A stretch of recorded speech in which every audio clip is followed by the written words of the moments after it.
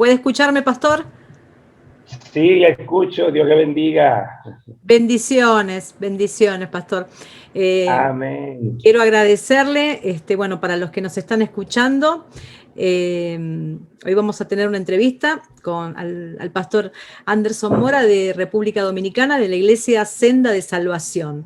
Soy la pastora Adriana de Jesús, de Ejército de Dios, de Argentina, y bueno, y muchas gracias. Estamos muy agradecidos, pastor, de que nos haya concedido este tiempito, ¿no?, para reflexionar un poco sobre la palabra.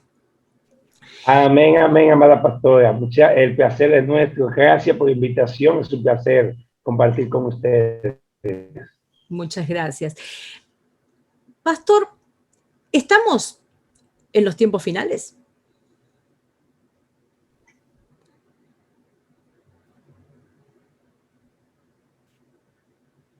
Así es.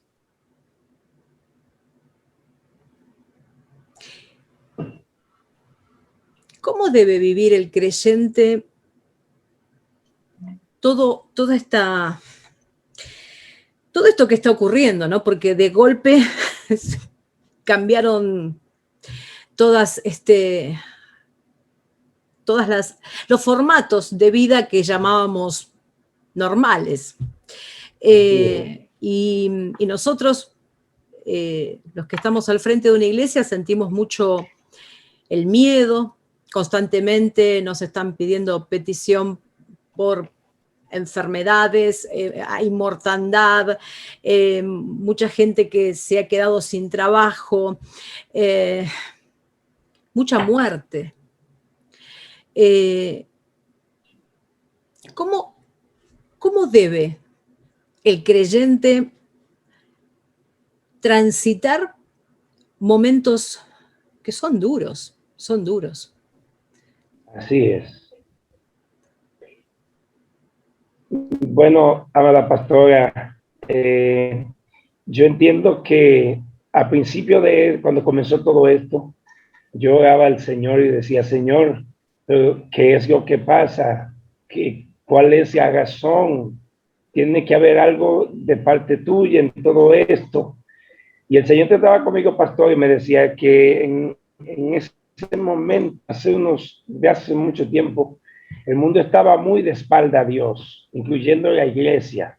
Estábamos muy superficial, estábamos sin compromiso con Dios, no nos importaba la obra de Dios, no nos importaba, vivíamos una vida muy religiosa, donde ir a la iglesia, escuchar el mensaje, predicar el mensaje o cantar y echar adoración, con eso bastaba.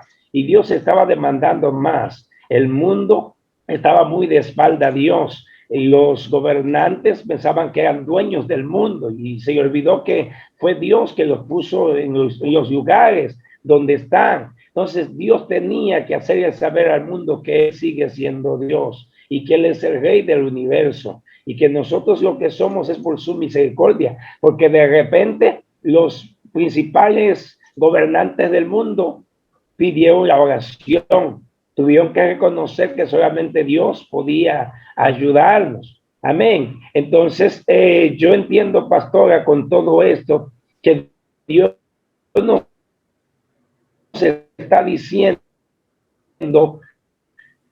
enfermedad. Y mandé esto para que se aperciba a la iglesia, para que no se sorprenda el rapto y la venida de Cristo, que ahí sí se va a poner difícil la situación si nos quedamos en esta. Yo creo que todo tiene que ver con un engranaje de Dios para llamarnos la atención, para que nosotros nos acerquemos más a Él y el mundo se acerque más a Dios y reconozca que Dios es el que tiene el dominio. Gloria a Dios, así es. Dios nos habla de muchos modos y yo creo que esta pandemia Dios está hablando y mucho, pero increíblemente, por lo menos lo que vemos nosotros acá en Argentina, ¿no? Se nota algo muy, muy concreto. Hay creyentes que se volcaron, pero que buscan la presencia de Dios y realmente dejaron eso de religioso para realmente volcarse en Cristo, pero hay otros que se enfriaron.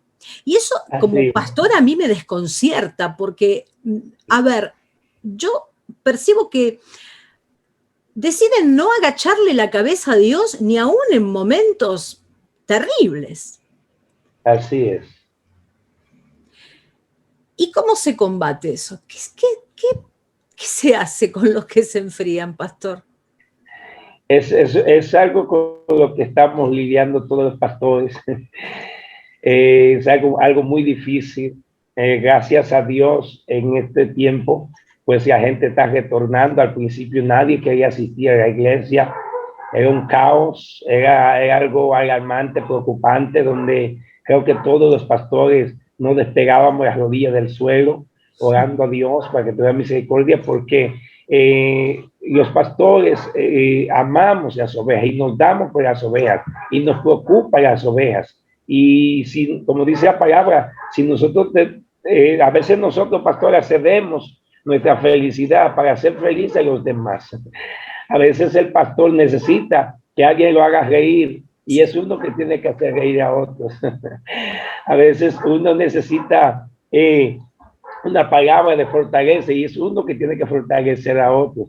Y fue algo muy difícil, ver cómo la gente donde se reflejaba lamentablemente el poco compromiso con Dios, porque la gente asistía a los supermercados, asistía, por ejemplo, yo me molesté muchísimo con la iglesia, yo decía, porque ¿cómo es posible que hayan ido a las elecciones a votar en plena pandemia y no quieren asistir a la iglesia porque supuestamente se pueden contagiar? Entonces Dios no puede protegernos, Dios no puede guardarnos. Y es una situación bastante difícil, pastor, que vivimos los pastores en este tiempo y que en este tiempo todavía estamos lidiando. Entonces, yo creo que la mejor manera de combatir esto, pastora, es en fe, amén, en fe, buscando a Dios, instando a la iglesia que si en un momento se hacía necesario estar cerca de Dios, es este. Si algún momento se había hecho necesario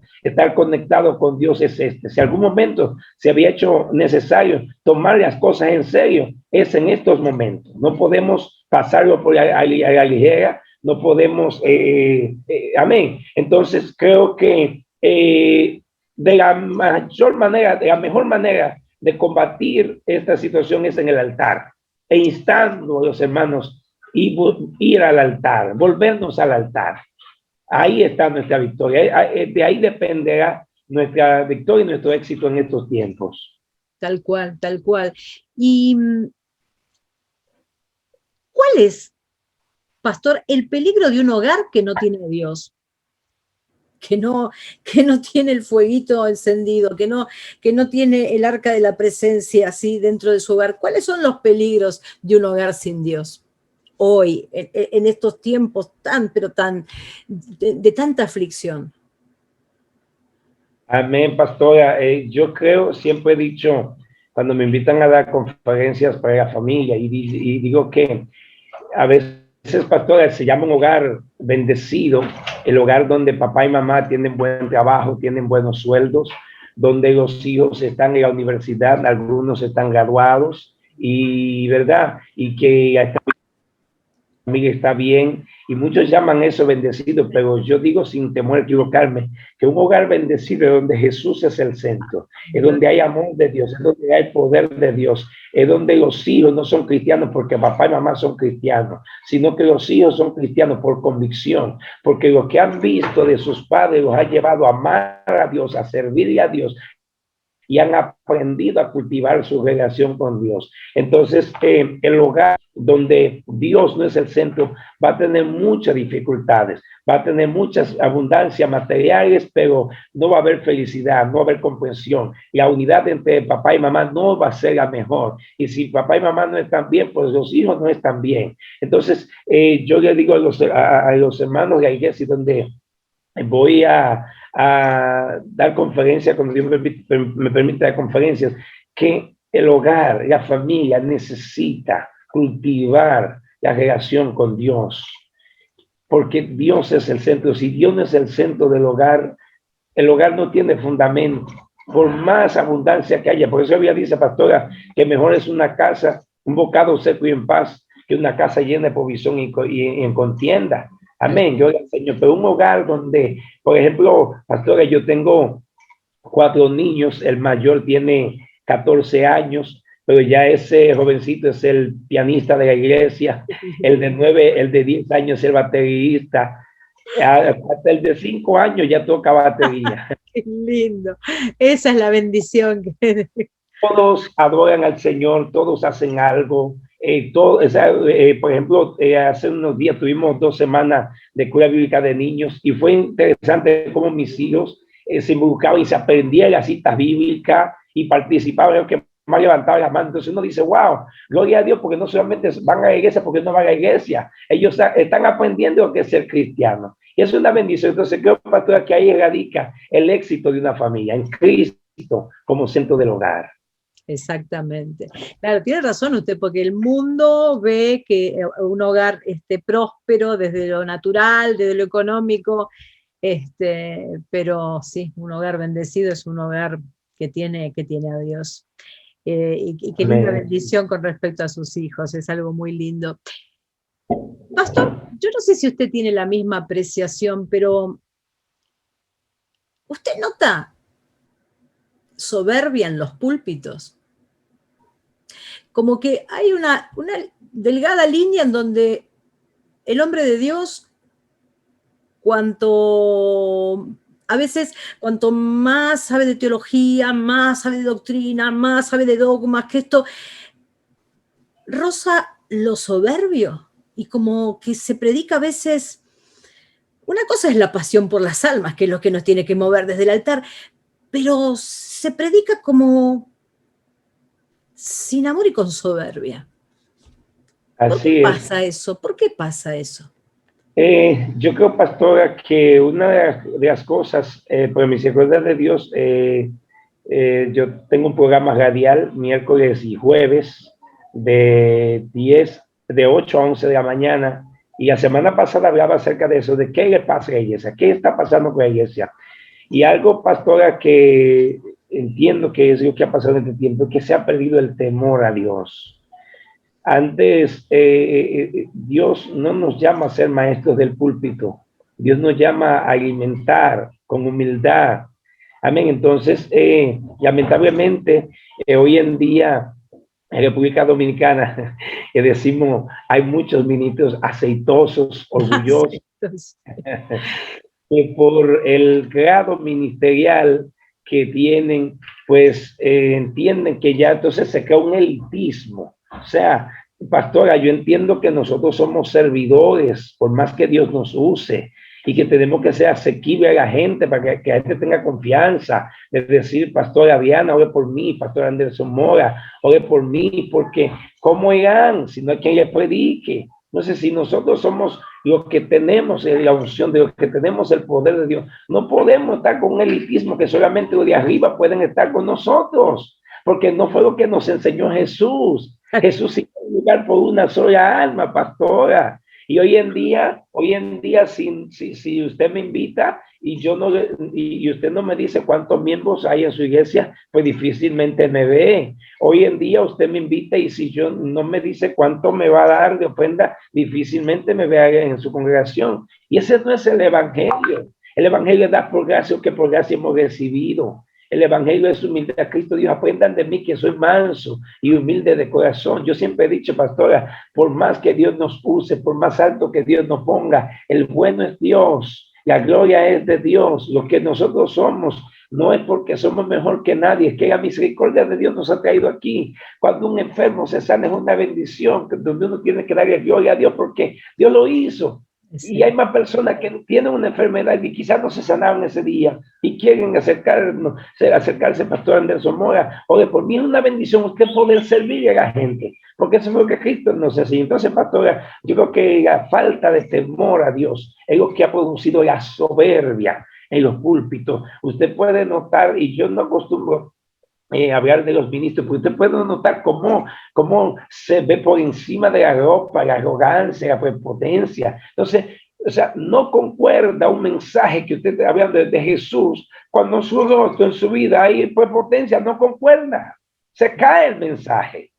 Amén. Porque si estamos hablando de Jesús, el mejor ejemplo, yo siempre he dicho que el mostrar que somos siervos de Dios no está en el poder, en los milagros, en los mensajes, no, en la obediencia, en la humildad, en la mansedumbre, que la gente diga, en el rostro de ese hombre, de esa mujer se refleja a Cristo. Y es una bendición la humildad. Dios ama al humilde, Dios le agrada el humilde.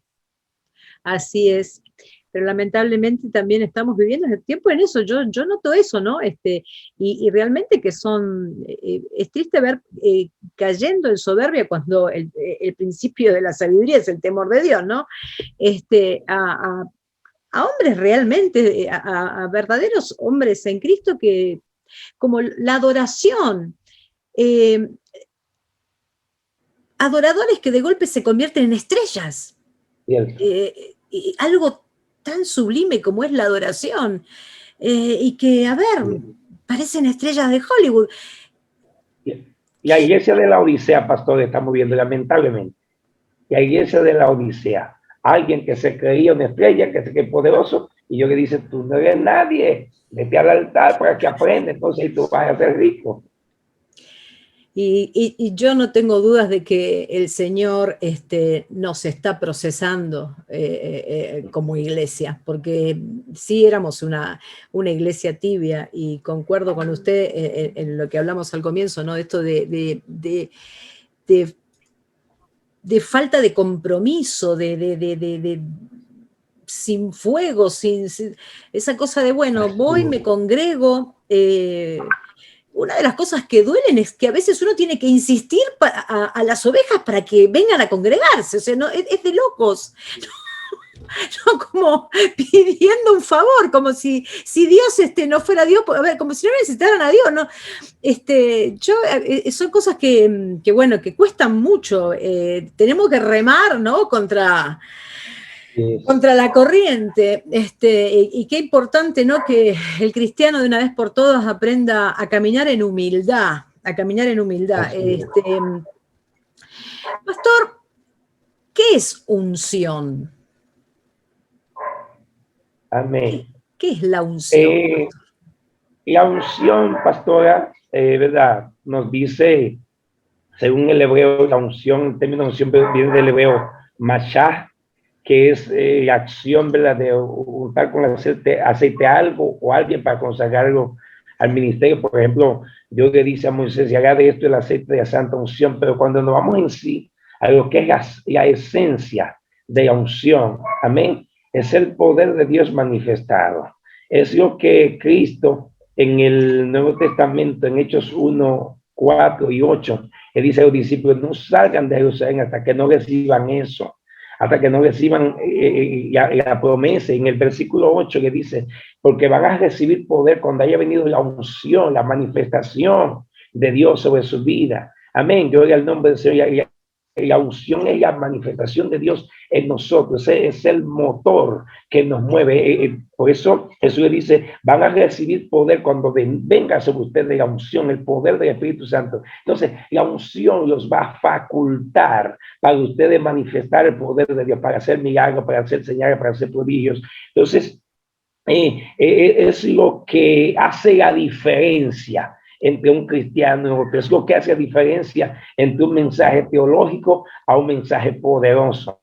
Es lo que hace la diferencia entre una canción y una adoración. Es lo que hace la diferencia, gloria al nombre del Señor, entre una, por ejemplo, pastora, la Biblia dice que el apóstol Pablo, yo imagino lo malo que cantaba el apóstol Pablo y Silas, y ellos estaban encarcelados y comenzaron a cantar. Quizás estaban desafinados, no eran gente de coro de adoración, pero esa canción tenía una unción poderosa que comenzó a pasar de celda en celda, de preso por preso, y al poquito rato hubo una explosión. Eso es la unción. Eso es lo que hace la unción. Cuando está en nosotros, el mensaje no sale vacío, la canción no sale vacía. Algo ocurre, algo pasa. La unción no se la come los leones, la unción no la quema el fuego, la unción no la detiene la cárcel, la unción nos promueve, la unción nos ensancha. Amén. Eso es la unción, Bien. es lo que Dios nos ha dado para expandirnos, para romper los yugos del diablo que quieran quizás atarnos o detenernos. Eso es la unción. Amén, gloria Eso, a Dios, es cierto eso. ¿Por qué es importante la fe, pastor? amén. Por ejemplo, pastora, yo siempre he dicho, si usted me pregunta y me dice, pastor, hábleme de su ministerio, yo le diría, bueno, yo no me considero buen predicador, no me considero que Dios me usa mucho. Mi Yo carta de tampoco, ¿eh? Yo tampoco.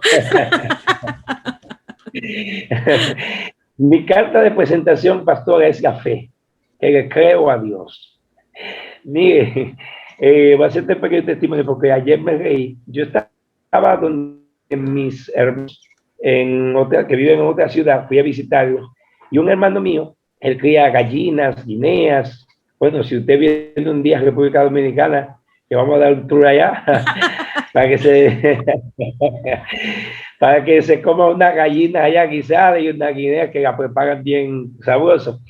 Y el pastor se había una guinea, estaba en crecimiento, se rompió una patita, y él me dice, Anderson, ora por esta pata de esta guinea, para que Dios le sane. Y yo, como él me dijo, yo tomé la guinea, agarré la pata y el Señor, yo no sé qué tú puedes hacer, pero yo sé que tú puedes sanar la pata de esta guinea, en el nombre de Jesús, la declaro sana. Y ayer me dice mi hermano, me escribe, me dice, Anderson, tienes que venir y orar por nosotros, porque la guinea por la que tú oraste está más sana que azote, que no le había pasado nada. Gloria a Dios. Entonces, sí, sin embargo, pastor, usted se ha dado cuenta que, a ver, algunos, y dentro del mismo, digamos, de la misma iglesia, ¿no? De lo que es la iglesia en general, ¿cómo es posible que haya creyentes que se quedaron con eso de que las manifestaciones del Espíritu Santo fueron para Pentecostés y ya está, basta? es lamentable. Las lenguas, los milagros, todo eso es como que no. Se están perdiendo algo, ¿no? Así es. Se están perdiendo algo, ¿no? Yo digo, pastora, que todo se debe a las malas interpretaciones teológicas. O sea, yo no puedo agarrar un versículo bíblico e interpretarlo a mi manera sin saber el origen, el trasfondo del asunto. Porque yo le decía a alguien, si usted se pone a dar cuenta, quien constituye los ministerios es Cristo. Cristo constituye los ministerios. El Espíritu Santo es el que da los dones. O sea, nada de eso ocurre en el Antiguo Testamento. Todo ocurre ahora para nosotros. Todo ocurre para la iglesia de este tiempo. Joel 2:28 no fue para ese tiempo. Fue una profecía para nosotros. Jesús se fue. San Juan capítulo 14, verso 16 y 17 Jesús dice, si me aman, guarda mis mandamientos y yo les enviaré a otro consolador. Y la palabra otro viene del hebreo ayos, que significa uno igual que yo. O sea, yo me voy, pero yo le voy a dejar uno que va a estar dentro de ustedes y le va a dar lo que yo tengo para que ustedes hagan lo que yo hice. Eso es lo que Cristo quiso decir. Y en el verso 17 dice, el Espíritu de verdad, el cual el mundo no puede recibir porque no le conoce y no le ve, pero ustedes le conocen porque está con ustedes y estará en ustedes. O sea, Jesús nos dejó el Espíritu Santo para que el poder, lo que se había profetizado, nosotros echáramos hacia adelante. Él dijo, yo me voy, pero ahora les toca a ustedes hacer los milagros, sanar a los enfermos. Entonces, ¿cómo me van a decir que en este tiempo no hay manifestación? Eso es absurdo, esa no es la palabra. Exacto. Hace poco escuchaba a un predicador, que de hecho es muy conocido y muy respetable, ¿no? Pero que trataba de locura, ¿no? Usted, al igual que yo, pastor, estoy segura de que ha visto a la gente desplomarse cuando el Espíritu Santo desciende. Sí. Pero bueno, como que son cosas de, sí, locura, obviamente, porque son cosas del Espíritu. O las lenguas, ¿no? bueno, nosotros en Argentina le decimos pecho frío, ¿no? A ver, hay una gran parte de los creyentes que se están perdiendo eso, se están Sí, perdiendo el fuego, y no el saben lo Espíritu que se Santo. están perdiendo. No tienen idea, no tienen idea del banquete que hay en el altar cuando desciende con todo el Espíritu Sí, Santo, ¿no? Pastor, entre las cosas que dañan la iglesia, y la dañan mucho, y yo creo que es un problema de todas las iglesias en el globo terráqueo, una de ellas es la murmuración. sí. ¿Cómo se trata la murmuración? ¿Cómo la trata usted cuando aparece ese espíritu de la murmuración que tanto daño hace? Yo siempre he dicho, pastora, que la mejor manera de combatir la murmuración es con el amor. Yo le digo a la iglesia, el que murmura a su hermano no lo ama, simple y sencillamente. Y la Biblia dice que el que no ama a su hermano es homicida y que no ha conocido a Dios. Yo digo, cuando usted habla de su hermano, usted está matando a su hermano. Entonces, yo le he dicho a la gente, la murmuración, yo en día pasado, pues, precisamente que estaba dando una enseñanza acerca de la murmuración, yo decía que la murmuración es como cuando usted enciende un fuego y echa gasolina, que comienza con uno y termina con cientos. Entonces, la Biblia dice que no podemos hablar, criticarnos uno de con los otros porque somos hermanos. Entonces, a mí me tiene que doler el hermano. Yo no puedo murmurar al hermano, hablar del hermano, porque es parte del cuerpo de Cristo. Amén. Entonces, la Biblia me manda, si yo tengo alguna diferencia con el hogar, porque yo le digo a los hermanos, ¿cómo usted se arrodilla a orar sabiendo que usted habló mal de su hermano?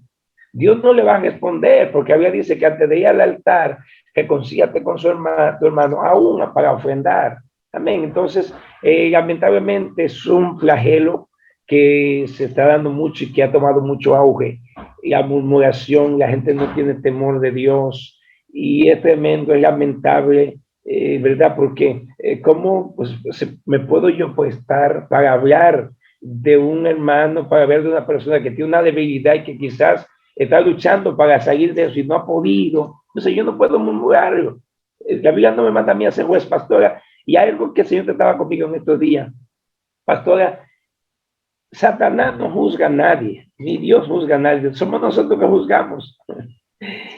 Somos nosotros que juzgamos, ni Satanás juzga a la gente. Entonces yo no puedo juzgar, ni puedo murmurar a la gente a sus espaldas, porque a Dios no le agrada. Somos un pueblo. Y la Biblia dice que en esto conocemos que somos hijos de Dios y que nos amamos los unos a los otros. Es cierto, totalmente. Un personaje bíblico con el que usted se siente identificado. El profeta Eliseo. ¡Wow! Sí, después de Jesús, ese es mi personaje con quien más me identifico. Sí, me encanta leerlo, estudiarlo y predicar de él por la manera que este hombre creía a Dios. Voy a usar un término que usamos aquí en República Dominicana. Era loco en fe. Loco en fe. Y además él persiguió a Elías, lo seguía. Él cuando Elías le tiró el manto, él no. Pero ahora pareciera como que cuando el Señor tira el llamado, ay, estoy demasiado ocupada. Sí. Sorry, el trabajo. No nos interesa la unción. A pocos les interesa la unción. Igual, pastor, usted va a concordar conmigo en esto. El precio de la unción es difícil. Sí, es así. A eso es que la gente hábleme un poco de eso, pastor. Sí, así es. Mire, yo recuerdo que cuando yo tenía 7 años en el ministerio, 7 u 8 años en el ministerio, yo tuve 16 años siendo evangelista y voy a cumplir 6 años siendo pastor. Y yo veía cómo la gente era usado en sanidad y yo no. Y yo decía, Señor, pero si yo soy evangelista también, porque tú no me usas en sanidad. Y un día Dios me dijo, si tú quieres que yo haga lo que hago con ellos, lo que yo hago a través de ellos, haz tú lo que ellos hacen. En otra palabra, búscame. Y en esos días, pastora, fui a una ciudad de acá de República Dominicana a predicar una actividad y un pastor me regaló un libro llamado Biografía de Grandes Cristianos. Ese libro me desbarató, porque yo pensé que oraba, pero cuando leí ese libro me desbarató y me llevó a pedir perdón a Dios. Y entonces eso comenzó, me aceleró la vida de oración. Y yo comencé a orar, pastora, buscando que Dios me usara en sanidad. Un día terminaba una campaña y dije, había leído un libro también del pastor Carlos Anacondia, a quien respeto mucho, que leí su libro Oídme bien, Satanás, y ese libro fue de gran bendición para mí, por muchas cosas que me enseñó. Entonces, ese día yo dije, voy a orar por los enfermos, y cuando digo, pasen los enfermos, imitando un poquito a Anacondia, y digo, tráigame los enfermos, y la primera persona que me traen es una señora, como de aproximadamente 60 años, la traen cargada entre 3 hombres, la sientan donde estoy en una silla y se van. Y yo le pregunto, señora, ¿qué usted tiene? Y la señora ni me puede hablar. Y yo me puse a mano en la cabeza y dije, Dios mío, ¿ahora qué hago? ¿Qué hago? ¿Cómo salgo de esta? Y el Señor me dijo, tú me dijiste que quería ver un milagro, pues ahí está el enfermo. Yo le pregunto, señora, ¿qué usted tiene? Y cuando uno de los que la llevó eran sus 3 hijos, y uno de ellos me dicen, ella es nuestra madre, a ella le dio una parálisis y tiene el lado derecho muerto desde el hombro hasta la punta del pie. Y el Espíritu Santo me dijo, dale de lo que tienes, pastora. Y yo no sé si fue bajo la unción o con el miedo. Yo creo que fue con más miedo que con unción. Pero le dije, señora, esta noche usted va a salir de aquí diferente. Cuando le puse las manos, la señora saltó de la silla y agarró a correr por toda la iglesia. Sana inmediatamente. Y esa noche no tuve que tocar más enfermos, todos fueron sanados. Entonces, me tomó mucho tiempo buscar la unción, consagración, decisión, enfoque y sobre todo precio, que fue lo que pasó con Eliseo, y proceso. Si queremos la unción, tenemos que enfrentarnos a todo eso y aguardar con paciencia, pero vale la pena, porque al final, cuando recibimos la unción, son muchos los privilegios, son muchas las manifestaciones, y es tremendo lo que uno vive cuando recibe la unción. O sea, yo siempre he dicho, si hay algo que vale la pena, es hacer lo que haya que hacer, o dejar lo que haya que dejar, como dice Eliseo, para recibir la unción. Gloria a Dios, amén, amén. Pastor, porque usted sabe que en toda mujer hay una Débora. Cuando una mujer, muchas veces una familia llega a Cristo porque una mujer se arriesga, se mete. ¿Y qué ocurre cuando vemos a esas hermanas que sufren porque están con un esposo que es incrédulo y se opone por completo? A veces es opuesto, ¿no? A veces es el esposo el que es el creyente, pero generalmente vemos que es la mujer la que... ¿Qué le dice usted a una de esas hermanas? Porque a veces realmente vemos que sufren, ¿no? Porque es muy triste no tener el apoyo de su compañero en esto del transitar la vida en Cristo. ¿Cuál es la solución? Mire, pastora, ese es un caso muy complejo para nosotros como pastores, porque es difícil usted como pastor, conociendo la Biblia, decirle a una hermana, déjese de su marido, o decirle a un esposo, déjese de su mujer. Es muy difícil esa situación. Pero yo creo, pastora, que uno debe ver, ¿verdad? Aleluya. Eliseo. Se corta un poco, a ver.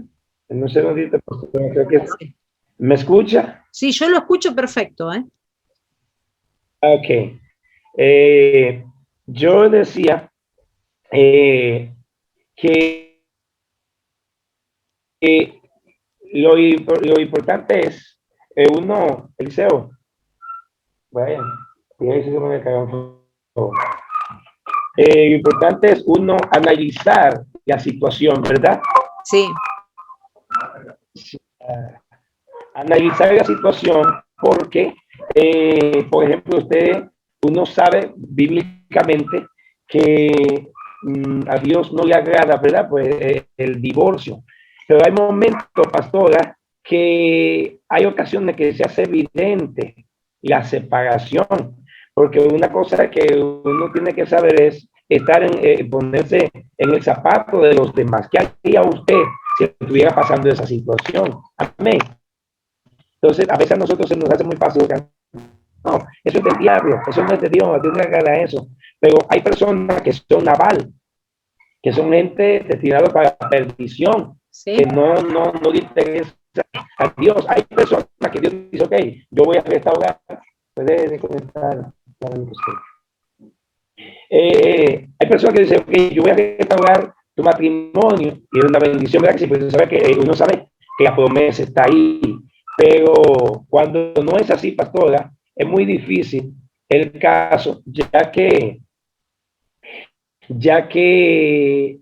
como le digo, o sea, la persona a veces está pasando por una situación muy difícil, y la persona no quiere nada que ver con Dios ni con la persona. Entonces, una persona que no respeta a Dios, mucho menos va a respetar a usted. Entonces, hay casos, por ejemplo, que yo me vi en la situación de decir a una persona, lamentablemente tiene que separarse esa persona, porque ahí va a matar y va a terminar con su vida. O sea, ya había dedicado toda su vida a serle fiel a él, pero él no había valorado lo que ella había hecho. Entonces, la maltrataba. Entonces, lamentablemente, sabemos que Dios cambia y sabemos que Dios restaura el matrimonio, pero hay situaciones, pastores, que son muy complicadas y que lamentablemente a veces uno se ve en la obligación de decir a la persona, bueno, lamentablemente, no son todos los casos, pero hay casos que son bastante complejos que lamentablemente, con el dolor de corazón de una como pastor, a veces hay que aconsejarle la separación.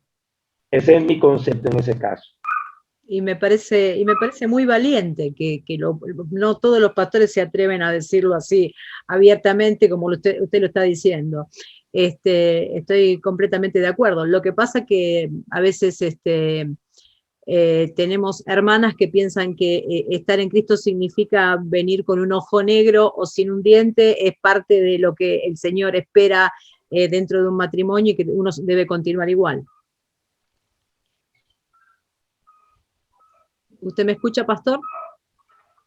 Sí, escucho. Bien. Por último, ¿por qué es importante congregarse? Porque, a ver, pareciera que ahora la modalidad cristiano tibio, cristiano light, es escucho prédicas de la prosperidad, las prédicas que me vienen bien, que no tengan exhortación, hoy de este pastor, mañana de esta pastora, pasado mañana el hijo. ¿Por qué es importante congregarse? ¿Por qué es importante tener un pastor? Porque, a ver, ¿por qué es importante? ¿No? Porque parece como que todo se volvió tan así diluido, tan aguado. ¿Por qué es importante el congregarse? ¿Por qué es importante tener un pastor? ¿Por qué, hermano? Amén, pastora. Eso es uno de los puntos más importantes con lo que los pastores estamos atravesando más luchas, como decimos, ¿verdad? Porque la gente de repente, como usted dice, se congrega por teléfono, escuchando predicadores, voy a escuchar este predicador, voy a escuchar aquel, como usted dice. Y yo le digo a los hermanos que la congregación es la congregación.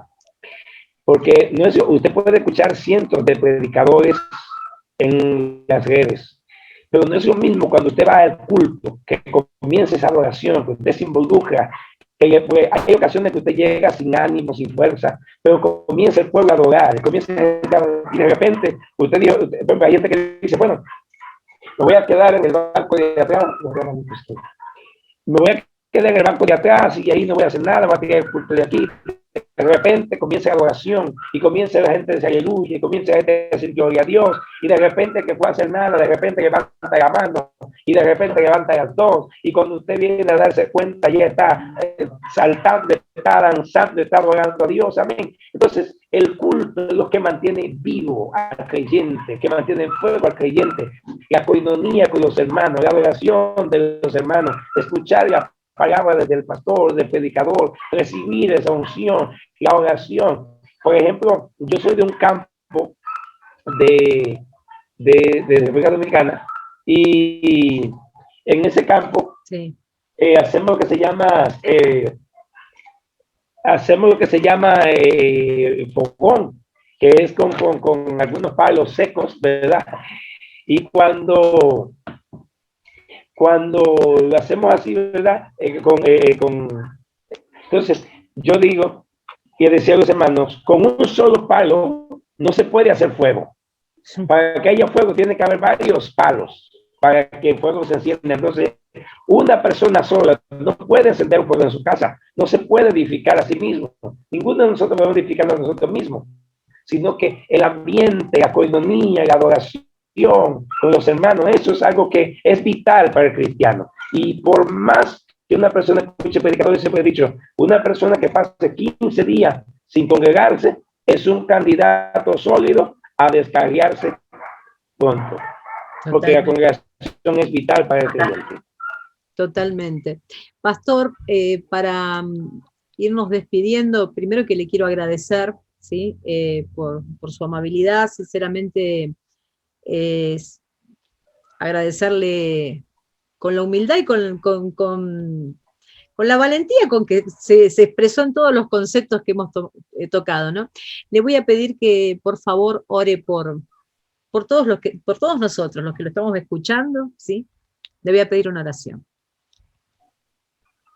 Amén, amén, pastor. El placer ha sido nuestro. Muchas gracias por tomarnos en cuenta para estar con ustedes. Muchísimas gracias. Estamos a su orden y esperamos que Dios nos dé la oportunidad de conocernos un día en persona, ¿verdad? Fuera de la pantalla será una gran bendición. Claro que sí. Vamos a orar. Gloria al Señor. Padre, en el nombre de Jesús de Nazaret, gracias, Señor, por este momento que tú nos permites de estar reunidos, Señor, a través de este medio. Tu palabra dice que donde hayan 2 o 3 reunidos en tu nombre, ahí tú estarías. No estamos reunidos físicamente, pero en el Espíritu estamos conectados. Señor, en esta hora, Dios mío, te pido que bendiga a la pastora.